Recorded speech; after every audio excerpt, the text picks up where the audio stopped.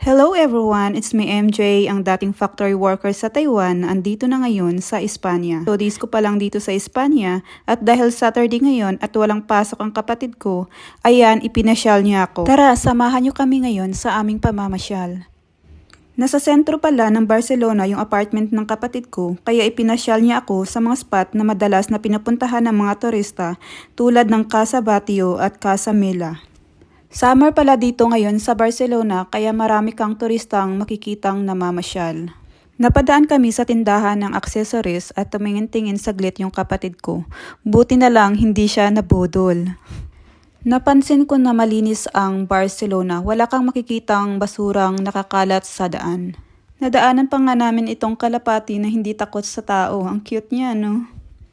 Hays, mapapasabi ka na lang na ang ganda mo pala, Barcelona.